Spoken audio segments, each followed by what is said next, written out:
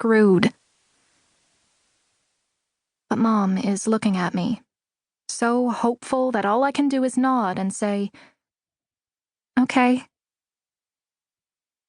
Dinner takes forever. Mainly because Mom can't decide what she wants, which is odd. We've been here hundreds of times over the years.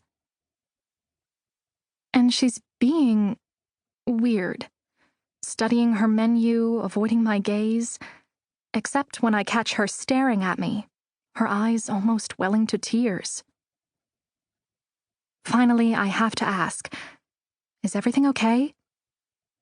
My stomach is tight with dread, and every time the door chimes, signaling new arrivals, I have to fight the urge to look over my shoulder. But if there's something wrong with Mom, my imagination shoots rapid fire through various disastrous scenarios. Cancer, laid off, marrying some guy who wishes I didn't exist. She waves my words away. I'm fine. A little emotional, that's all. She takes a deep breath. My baby graduating and going away to start college. I'm not sure I believe her, but she promptly dives into a one-sided discussion about the pros and cons of ricotta cheese, clearly signaling that that branch of conversation is over. And then, after what feels like an eternity, we're finished eating. The dishes are gone, and the waiter, who vanished for like 20 minutes, has finally returned with the check. It takes everything I have not to bolt for the door as soon as Mom signs the receipt. I feel like I'm escaping my doom by a narrow margin somehow. Which is ridiculous because nothing happened. I've made it. I graduated. I'm done. Safe. Mom is quiet on the drive home. Too quiet. Are you sure you're okay? I press. You know I'll come home on breaks. I'll only be gone for a couple of months at a time. I know, sweetie, I know. She reaches over and pats my hand with a laugh. I'll be all right.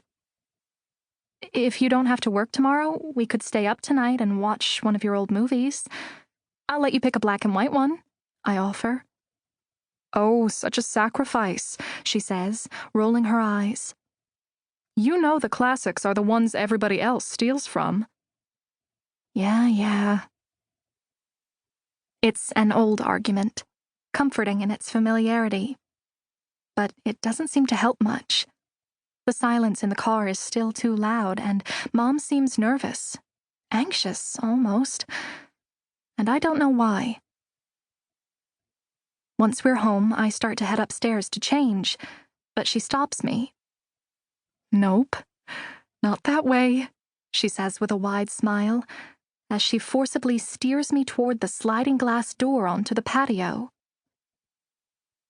And only then do I understand why the evening was so drawn out, and why she seemed on edge. Oh no.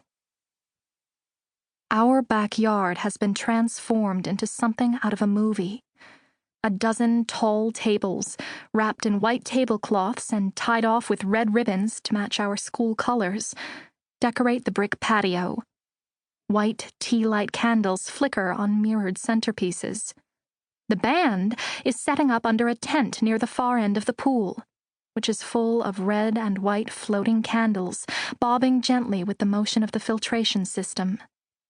There's even an ice sculpture by the punch bowl in the shape of our graduation year, although the 2 and the 0 are already melting. I don't understand, I say, my voice coming out in a squeak.